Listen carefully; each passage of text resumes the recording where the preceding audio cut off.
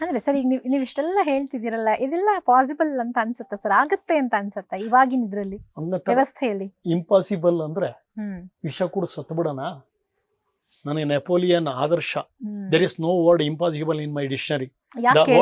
The word impossible is only visible in the Coward's dictionary. ಯಾಕಂದ್ರೆ ಆಗಲ್ಲ ಅಂತ ಕೈ ಚಾಲ್ದೇವೆ. ಹೂ ಬೆಲ್ ದ ಕ್ಯಾಟ್.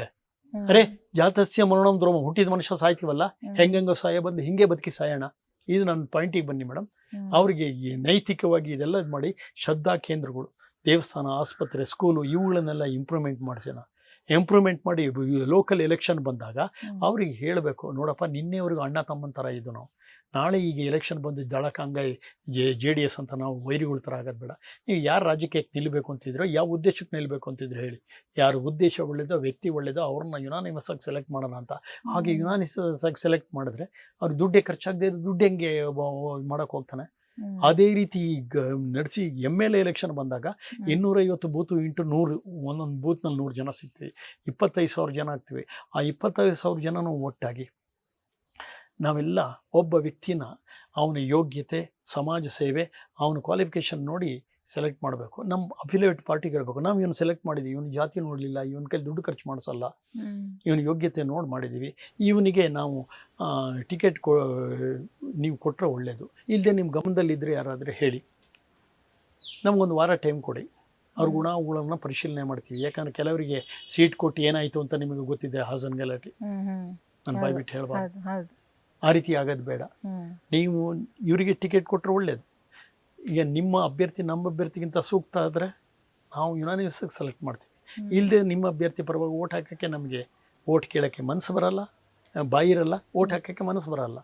ನಮ್ಮ ಆಯ್ಕೆ ಅಂದರೆ ಒಂದು ಬಾಯ್ಕಟ್ ಮಾಡೋದು, ಇಲ್ಲ ನೋಟ ಹಾಕೋದು, ಎಲ್ಲ ಉಪಯೋಗ ಇಲ್ಲಿದ್ದು ಮಾಡೋರ ಕೆಲಸ ಅಂತ. ಒಬ್ಬೊಬ್ಬ 3 ಓಟ್ ಚೇಂಜ್ ಮಾಡಿದ್ರೆ 3 + 1 4 × 25,000, 1 ಲಕ್ಷ ಓಟ್ ಆಗುತ್ತೆ. ಒಂದು MLA ಕಾನ್ಸ್ಟಿಟ್ಯೂನ್ಸಿಲಿ 2 ಲಕ್ಷದಿಂದ 2.5 ಲಕ್ಷ ಇರುತ್ತೆ. ಆಗೋದು ಪೋಲಿಂಗ್ಗೆ 60%. 1,20,000ದಿಂದ 1,50,000, 1 ಲಕ್ಷ ಓಟ್ ನಾವೇ ತಗೊಂಡ್ರೆ ಯಾಕೆ ಆಗಲ್ಲ ಮೇಡಮ್? ಪ್ರತಾಪ್ ಸಿಂಗ್ ಚಂದ್ರ ನಾರಂಗಿ ಸೈಕಲಲ್ಲಿ ಹೋಗಿ ಗೆಲ್ತಾರೆ, ಒಂದು 30,000ದಲ್ಲಿ ಎಲೆಕ್ಷನ್ ಗೆಲ್ತಾರೆ. ಸಿದ್ದು ನಾಮೇಗೌಡ ಬ್ಯಾರೇಜ್ ಕಟ್ಟಿ ಅಂತ ರಾಮಕೃಷ್ಣ ಹೆಗಡೆನ ಮುಖ್ಯಮಂತ್ರಿನ ಸೋಲಿಸಿಲ್ವಾ?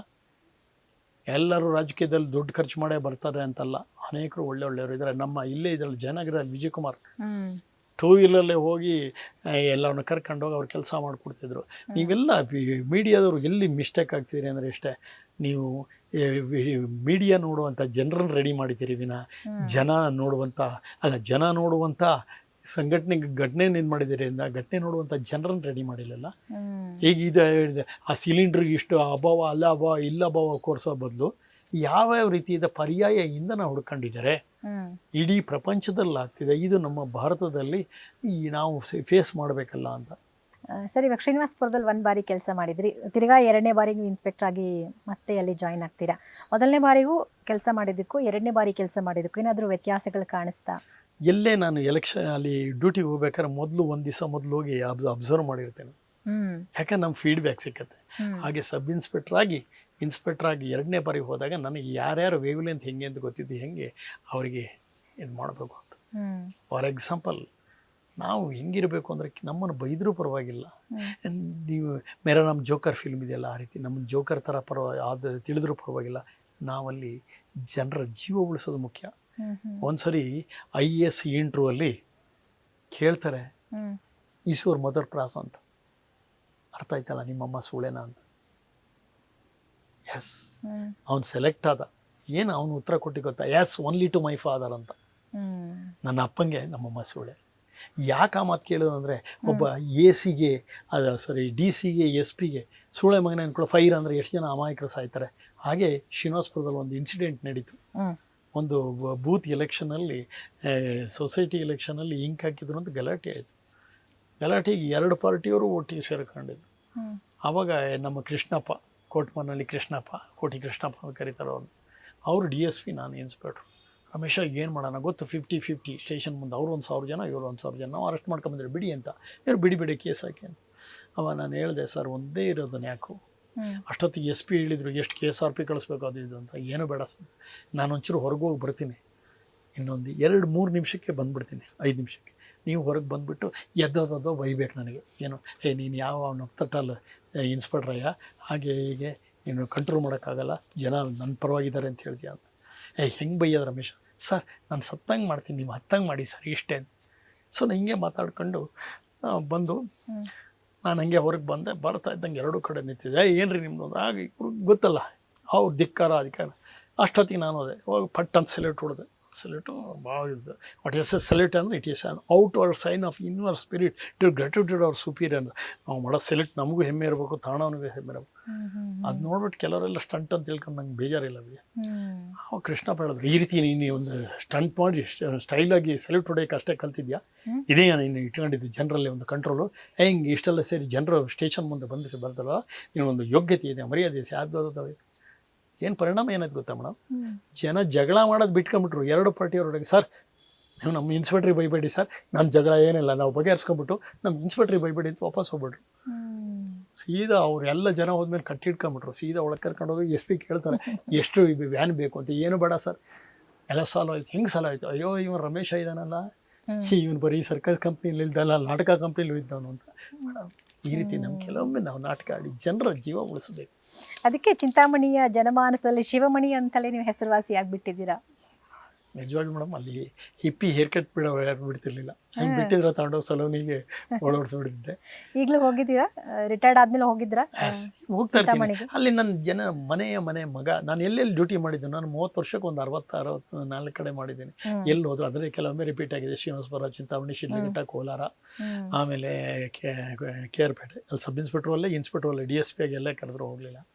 ಇವತ್ತಿನ ಪರಿಸ್ಥಿತಿ ಹೆಂಗಿದ್ರೆ ಅಂದರೆ, ನಮ್ಮ ಏರಿಯಾದಲ್ಲಿ ಇನ್ಸ್ಪೆಕ್ಟರ್ ಇದ್ದಾರೆ ಅಂದರೆ, ಅಯ್ಯೋ ನೀನಿಂದ ಹೋದ್ರೆ ಸಾಕಪ್ಪ ಅನ್ನೋ ಥರ ಜನ ಮಾತಾಡ್ಕೊಳ್ತಾರೆ. ಬಟ್ ನಿಮ್ಮ ಇನ್ಸಿಡೆಂಟ್ ಕೇಳ್ತಾ ಇದ್ದಾರೆ, ಅಷ್ಟೇ ಮೇಡಮ್. ನಾನು ಫುಟ್ಬಾಲ್ ಇದ್ದಂಗೆ ಹೋದರೆ ಎಷ್ಟೇ ಸ್ಪೀಡಲ್ಲಿ ವಾಪಸ್ ಬರ್ತೀನಿ. ಅವರೆಲ್ಲ ಕೆಲವರು ಸಗಣಿ ಹೆಂಟೆ ಇದ್ದಂಗೆ ಅಲ್ಲಿ ಬಿಡೋದು 2-3 ವರ್ಷ, ಅದನ್ನು ಗೆದ್ದಲೇ ಬಂದು ಬೀಳಿಸ್ಬೇಕು. ಹಂಗಲ್ಲ, ಯಾವಾಗಲೂ ಒಳ್ಳೆ ಊಟ ಯಾವ್ದು ಗೊತ್ತಾ, ಇನ್ನೂ ಒಂದು ತುತ್ತು ಮಾಡ್ತೀವಿ ಅಷ್ಟು ಬೇಕು, ಇನ್ನೂ ಅಷ್ಟು ಊಟ ಮಾಡ್ತೀವಿ ಅಂದರೆ ಅದು ಊಟ ಅಂತೇವೆ. ತಿಂದು ಹಿಚ್ಕಟ್ಟಂಗೆ ಮಾಡಿದ್ರೆ ಉಪಯೋಗ ಇಲ್ಲ ಮೇಡಮ್. ಅಷ್ಟೇ, ಯಾವಾಗಲೂ ಮಿಂಚಿಗೆ ಹೋಲಿಸಲೇ ನಿನ್ನ ಆ ಬೆಳಕು ಒಂದು ಕ್ಷಣ ಅಂತ ಹಾಡಿದೆಲ್ಲ. ಇನ್ನು ಲೋಕಾಯುಕ್ತದಲ್ಲಿ ಕೂಡ ಇನ್ಸ್ಪೆಕ್ಟರ್ ಕೆಲಸ ಮಾಡಿದ್ರಿ, ಅದರ ಅನುಭವ ಹೇಳಿ ಸರ್. ಮೇಡಮ್ ಲೋಕಾಯುಕ್ತದ್ದು ನಿಜವಾಗೂ ಒಳ್ಳೆ ಇಲಾಖೆ. ಆದರೆ ಆ ಲೋಕಾಯುಕ್ತನೇ ಅಬಾಲಿಷ್ ಮಾಡಿದ್ರು. ಅದಕ್ಕಿಂತ ಮೊದಲು ಮಧುಕರ್ ಶೆಟ್ಟಿ ಒಂದು ಮಾತು ಹೇಳಿದ್ರು, ಹೆಚ್ಚು ಭ್ರಷ್ಟರು ಇರೋದೇ ನಾವು ಭ್ರಷ್ಟರು ಹಿಡಿಯೋಕೆ, ಅದು ಈ ಇಲಾಖೆಯಲ್ಲಿ ಭ್ರಷ್ಟರು ಹೆಚ್ಚಿಗೆ ಇರೋದು ಅಂತ. ಲೋಕಾಯುಕ್ತದಲ್ಲಿ ಅಲ್ಲ, ಕೆಲವೆಲ್ಲ ಮಾತಾಡಬಾರ್ದು ಅಲ್ಲ. ಒಳ್ಳೊಳ್ಳೆ ಅಧಿಕಾರಿಗಳಿದ್ದಾರೆ, ಒಳ್ಳೊಳ್ಳೆ ಜಡ್ಜುಗಳು ಇದ್ದಾರೆ. ಆದರೆ ನಾವು ಅದನ್ನು ಸರಿಯಾಗಿ ಹೇಳೋದಲ್ಲ. ಆದರೆ ಆ ಲೋಕಾಯುಕ್ತದಲ್ಲಿ ಇದ್ಕೊಂಡು ತಪ್ಪು ಮಾಡಬಾರ್ದು, ಅದು ಒಂದು ಅಷ್ಟೇ ಮೇಡಮ್. ಸರ್ ನನಗೆ ಅನಿಸ್ತು, ಇವರೆಲ್ಲ ಹೆಂಗೆ ಅಂತ ಹೇಳಿದ್ರೆ, ಈ ಜೇನು ಹುಳುಗಳು ಪ್ರತಿಯೊಂದು ಹೂವಿಂದ ಮಕರಂದ ಹೀರ್ಕೊಂಡು ಬಂದು ಜೇನು ಮಾಡ್ತಾರೆ. ಇದೇನಿಲ್ಲ, ಆ ಜೇನನ್ನೇ ಕಿತ್ತು ತಿಂದು ಬಿಡ್ತಾರೆ. ಅದನ್ನು ನಾನು ಬಾಯಿ ಬಿಟ್ಟು ಹೇಳಲ್ಲ, ಹಾಗೆ ಆಗಬಾರ್ದು. ಆದರೆ ಲೋಕಾಯುಕ್ತ ವ್ಯವಸ್ಥೆ, ನ್ಯಾಯಾಂಗ ವ್ಯವಸ್ಥೆ ಇನ್ನೂ ಸಹ ನಮ್ಮ ಭಾರತದಲ್ಲಿ, ಅದು ಕರ್ನಾಟಕದಲ್ಲಿ ಒಂದು ಜನಕ್ಕೆ ಒಂದು ಆಶಾಭಾವನೆ ಆಗಿ ಉಳಿದಿದೆ. ಅದು ಎಷ್ಟು ಟೈಮ್ ಇರುತ್ತೋ ಗೊತ್ತಿಲ್ಲ. ಆದರೆ ಆ ಲೋಕಾಯುಕ್ತ ನನಗೆ ಅನಿಸ್ತು, ಆ ರೀತಿ ಹಿಂಸೆ ಕೊಡೋದಕ್ಕಿಂತ ನಾನು ಎಕ್ಸಿಕ್ಯೂಟಿವ್ ಆಗಿ ಹೆಚ್ಚಿಗೆ ಇರೋಣ ಅಂತ ಆಮೇಲೆ ಕೊರಟಗೆರೆಗೆ ಬಂದೆ ನಾನು. ಅದು ಎಷ್ಟು ದಿನ ಇದ್ರಿ ಲೋಕಾಯುಕ್ತದಲ್ಲಿ? 174 ದಿವಸ, 174 ಡೇಸ್ ಎಲ್ಲ ಬೇಕಾದ್ರೆ ಎಲ್ಲ ಓಕೆ. ಇನ್ನು ಅದೇ ಕೊರಟಗೆರೆಯಲ್ಲಿ ಇನ್ಸ್ಪೆಕ್ಟರ್ ಆಗಿದ್ರಿ, ಅದಾದಮೇಲೆ ಲೋಕಾಯುಕ್ತದಿಂದ ಆದಮೇಲೆ ಕೊರಟಗೆರೆಗೆ ಬಂದ್ರಿ. ಅಲ್ಲಿ ನಿಮಗೆ ಚಾಲೆಂಜಿಂಗ್ ಅನಿಸಿದ್ದು ಏನು ಸರ್? ಕೊರಟಗೆರೆ ಇಲ್ಲ, ಕೊರಟಗೆರೆ ಅದು ತಾಲೂಕಿಗೆ ಒಂದೇ ಸ್ಟೇಷನ್ನು, 376 ಸ್ಟೇಷನ್ ಇತ್ತು, ಸಾರಿ ಗ್ರಾಮಗಳಿತ್ತು. ಸೊ ಒಳ್ಳೆ ಸಮೃದ್ಧವಾದ ನಾಡು, ಜನ ಒಳ್ಳೆಯವರು. ಅಲ್ಲೆಲ್ಲ ನಾ ಹೆಂಗೆ ಅವೇರ್ನೆಸ್ ಮಾಡೋದು ಅಂದರೆ, ಪ್ರತಿ ದಿವಸ ಒಂದೊಂದು ಕಡೆ ಹಳ್ಳಿಲಿ ಹೋಗಿ ಅವೇರ್ನೆಸ್ ಕ್ಯಾಂಪ್ ಮಾಡ್ತಾಯಿದ್ದು.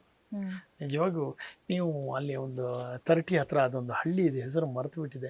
August 15 ಊರಿನ ಹಬ್ಬ ಅಂಥೇಳಿ ಎಲ್ಲ ಊಟ ಮಾಡಿ ಆಚರಿಸ್ತಾರೆ. ನಿಜವಾಗ ಆಶ್ಚರ್ಯ ಅನ್ನಿಸ್ತು ನನಗೆ. ಹಾಗೆ ಸಿದ್ದರ ಬೆಟ್ಟ, ಆಮೇಲೆ ಗೊಡ್ಡಗೆರೆ ದೇವರು, ಸುಮಾರಷ್ಟು ಅಲ್ಲಿ ಬಹಳ ಒಂದು ಒಳ್ಳೆ ಕ್ಷೇತ್ರ ಇರುವಂಥದ್ದು. ನೀವು ಚನ್ನರಾಯನ ದುರ್ಗ, ನೀವು ಬಂಗಾರ ಜಿಂಕೆ ಇದು ಮಾಡಿದ್ದು, ಆಮೇಲೆ ಒಂದು ಕಡೆ ಗೊರವನಹಳ್ಳಿ, ತೀತಾ ಡ್ಯಾಮು, ಬಹಳ ಸಮೃದ್ಧವಾದ ನಾಡು, ಒಳ್ಳೆ ನಾಡು. ಅಲ್ಲಿ ಪ್ರತಿಯೊಂದು ಕಡೆಗೆ ಗ್ರಾಮದಲ್ಲಿ ನಾವು ಅವೇರ್ನೆಸ್ ಮಾಡೋದು. ಆದರೆ ಅವೇರ್ನೆಸ್ಸೇ ನನಗೊಂದು ತೊಂದರೆ ಆಯಿತು, ಅದನ್ನು ನಾನು ಹೇಳೋಕ್ಕೆ ಹೋಗಲ್ಲ ಬಿಡಿ. ಅದರಲ್ಲಿ ಕೊನೆಗೇನಾಯಿತು, ಇಷ್ಟೆಲ್ಲ ಆದರ್ಶ ಹೇಳೋನು ಈ ರೀತಿ ಮಾಡೋದನ್ನ ಅನ್ನೋ ಮನೋಭಾವ ನಿಂತು ಅದು ಸುಳ್ಳು ಅಂತ ಬಂದ ಆಪಾದನೆ ಸುಳ್ಳು ಅಂತ ಆಯಿತು. ಯಾಕಂದರೆ ದುರುದ್ದೇಶದಿಂದ ಹಿಡಿಸಿದ್ದು. ಯಾಕಂದ್ರೆ ನಾನಿದ್ರೆ ಅವ್ರದ್ದು ಕೆಲಸ ಅಲ್ಲಿ ನಡೀತಿರ್ಲಿಲ್ಲ. ಅದರ ಬಗ್ಗೆ ಬೇಡ ಕೆಲವೊಂದು ವಿವಾದಗಳು. ಯಾಕಂದರೆ ಬೇವು ಬೆಲ್ಲ ಇರಬೇಕು, ಆದರೆ ಬೆಲ್ಲನ ಹೆಚ್ಚಿಗೆ ತಿನ್ನಕ್ಕೆ ಇಷ್ಟಪಡ್ತಾರೆ, ಬೇವನ್ನೆಲ್ಲ. ಕೆಲವು ಸಗಣಿ ಅಂತ ಹೇಳಿದ್ರೆ. ಸರ್, ಇವಾಗ ಮಾಲೂರಿನಲ್ಲಿ ಕೇವಲ 15 ದಿನ ಅಷ್ಟೇ ನೀವು ಇನ್ಸ್ಪೆಕ್ಟರ್ ಕೆಲಸ ಮಾಡಿದ್ರಿ. ಚುನಾವಣೆ ಸಂದರ್ಭದಲ್ಲಿ ಸ್ಟ್ರೈಕ್ ಮಾಡಿಸಿದ್ರಿ ಅನ್ನುವಂಥ ಆರೋಪ ಬಂತು. ಶಿಸ್ತಿನ ಇಲಾಖೆಯಲ್ಲಿ ಈ ರೀತಿ ಮಾಡಿಸ್ಬೋದಾ ಅಂತ? ಯಾಕಾಗಲ್ಲ ಮೇಡಮ್, ನಾವು we are servant to law, not slave for lords. ಕಾನೂನನ್ನು ಪರಿಭಾಷೆ ಕರೆಕ್ಟಾಗಿ ಮಾಡಬೇಕು. ನಮಗೆ ಆದಂಥ ಅನ್ಯಾಯ, ಅದು ಅನ್ಯಾಯವನ್ನು ಅನ್ಯಾಯ ಅಂತ ತೋರಿಸಬಾರ್ದ? ಇದು ಒಂದಿದೆ police discipline. What is discipline? Obey with smile. ಅಂದರೆ ಯಾವ ಥರ ಸ್ಟ್ರೈಕ್ ಮಾಡಿಸಿದ್ರಿ ಸರ್? ಸ್ಟ್ರೈಕ್ ಅಂದರೆ ಅದನ್ನೇ ಹೇಳೋಕ್ಕೆ ಹೊರಟೆ ಮೇಡಮ್. ಅಲ್ಲಿ ಏನಾಯಿತು ಅಂದರೆ, ಮಾಲೂರಿನಲ್ಲಿ 2.5 ವರ್ಷ ಮೊದಲೇ ಎಲೆಕ್ಷನ್ ಪ್ರಾರಂಭ ಆಗಿತ್ತು. ಈ ಮಾಲೂರು ಕೃಷ್ಣ ಶೆಟ್ಟಿ, ಪ್ರಭಾಕರ್ ಅವರು ಇವರೆಲ್ಲ ನಿಂತಿದ್ರು. ಎಲ್ಲ ಬಂಡೆಗಳ ಮೇಲೆ ಎಲ್ಲ ಸ್ಲೋಗನ್, ಇದು ಪಕ್ಷದ್ದೆಲ್ಲ ಬರೀತು, ಕೋಡ್ ಆಫ್ ಕಂಡಕ್ಟು ಎಲ್ಲ ತೆಗೆಸ್ಬೇಕಾಯ್ತು.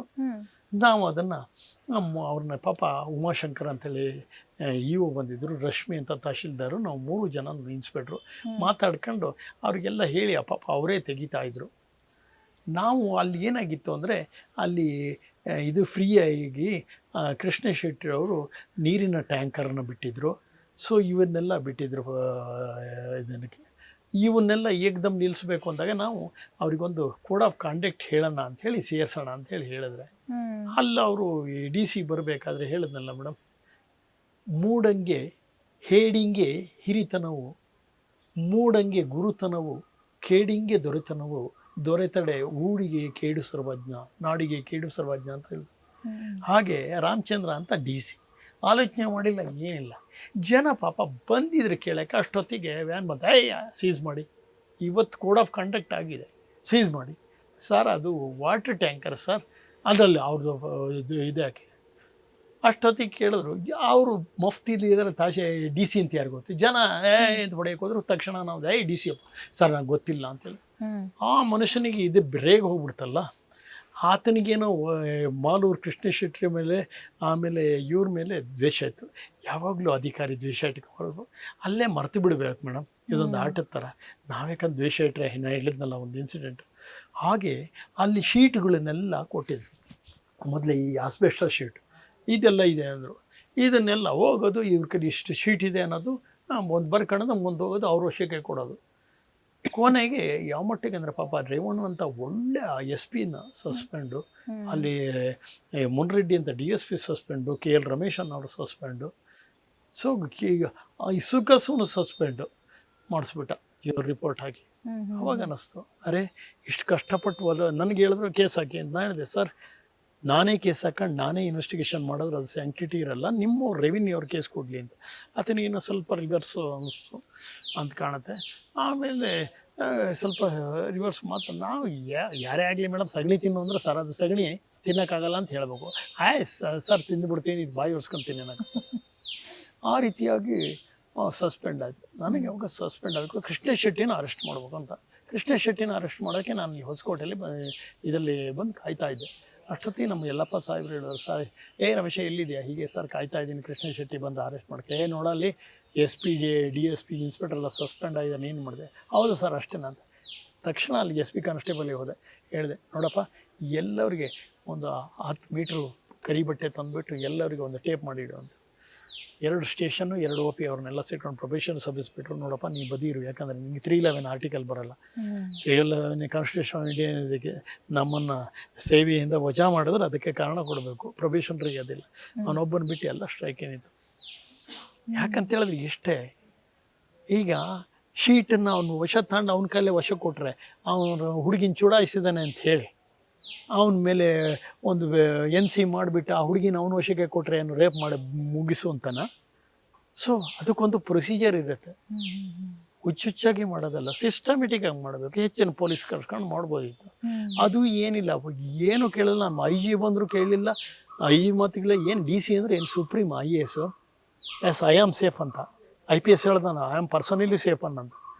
ಹಾಗೆ ಏನು ಪೊಲೀಸ್ನವರು ನಾವು ಈ IAS ಅವರು ಗುಲಾಮ್ರ? ನಿಜವಾಗೂ ಅವ್ರು ಆರ್ಡರ್ ಮಾಡ್ತಾರೆ, ಒಳಗೆ ಕೂರ್ತಾರೆ. ನಾವು ಎಕ್ಸಿಕ್ಯೂಟಿವ್ ಮಾಡಬೇಕಾದ್ರೆ ನಾವು ನೋಡೋಣ ಎಷ್ಟು ಜನ ತಹಶೀಲ್ದಾರರು DC SCಗೆ ಕಲ್ಪೆಟ್ಟು ಬಿದ್ದಿದೆ, ಪೊಲೀಸ್ನವ್ರಿಗೆ ಬಿದ್ದಷ್ಟು ಬಿದ್ದಿದೆಯಾ, ಪೊಲೀಸ್ನವ್ರು ಎಷ್ಟು ಜನ ಸತ್ತಿದ್ದಾರೆ, ಅವರೆಲ್ಲ ಆಗಿದಾರ. ಸೊ ಇದನ್ನು ಅಂದಾಜು ಮಾಡಬೇಕು ಕೂಡ.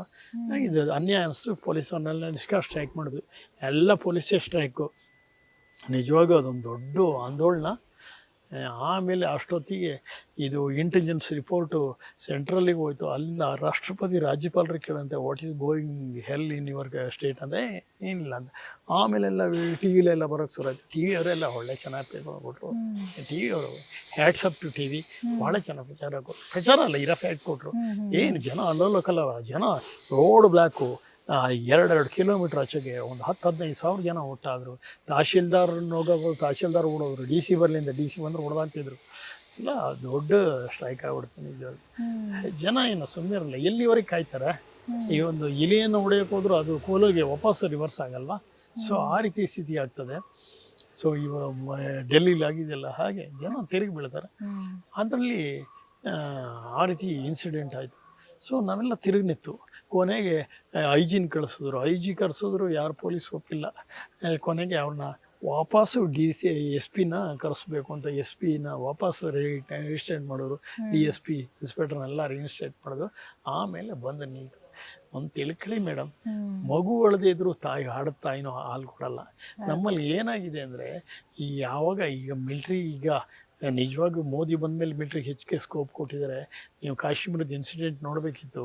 ಗುಂಡು ಹೊಡೆಯೋಕ್ಕೆ ಅಧಿಕಾರ ಇಲ್ಲದೇ ಇದ್ದರೆ ಆ ನಾಯಿಗೆ ಬಿಡ್ದಂಗೆ ಟೆರರಿಸ್ಟ್ ಬಡಿತಿದ್ರು. ಈಗ ಮನಮೋಹನ್ ಸಿಂಗ್ಗೆ ಹೇಳಿದ್ರಲ್ಲ, ಕಾಶ್ಮೀರ ಬಿಟ್ಟೇ ಬಿಡೋಣ ಅಂತ. ಇವತ್ತು ಹೆಂಗಿದೆ ಕಾಶ್ಮೀರ?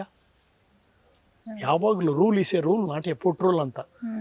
ಬರೀ ಅವನಿಗೆ ಬಂದೂಕು ಕೊಟ್ಟು ಕಳ್ಸೋದಲ್ಲ, ಬಂದೂಕೊಳಗೆ ಗುಂಡು ಹಾಕಬೇಕು, ಅವನಿಗೆ ಬೇಕಾದ ಇದನ್ನು ಕೊಡಬೇಕು. ಹಿಮಾಲಯನ್ ಬ್ಲೆಂಡರ್ ಅಂತ ಹೇಳಿ ರವಿ ಬೆಳಗೆರೆ ಕನ್ನಡಕ್ಕೆ ಅನುವಾದ ಮಾಡಿದ್ರು. ಬ್ರಿಗೇಡಿಯರ್ ಜಾನ್ ಪಿ ದಳವಿ ಬರೆದಿದ್ದು. ನಿಜವಾಗೂ ನೀವು ಯಾರೂ ಹೈಲೈಟ್ ಮಾಡಲ್ಲ ಬಿಡಿ. ಚೈನಾದ ವಿರುದ್ಧ ಭಾರತೀಯ ಸೈನಿಕರನ್ನ ಬಲಿ ಕೊಟ್ಟರು.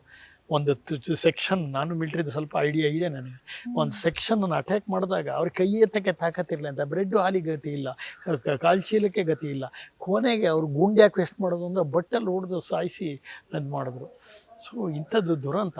ಪೊಲೀಸನ್ನು ಕರೆಕ್ಟ್ ಪೊಲೀಸ್ ಹಾಗೆ ಇಡಬೇಕು. ಪೊಲೀಸ್ ಅಂತೇಳಿದ್ರೆ ನಮ್ಮ ಗುಲಾಮ್ರಲ್ಲ. ಇವರು ಯಾವ ರೀತಿ ಅದು ವರ್ತನೆ ಮಾಡ್ತಾರೆ ರಾಜಕಾರಣಿಗಳು, ಒಂದು ದಿವಸ ಪೆಟ್ಟು ತಿಂತಾರೆ ಬಿಡಿ.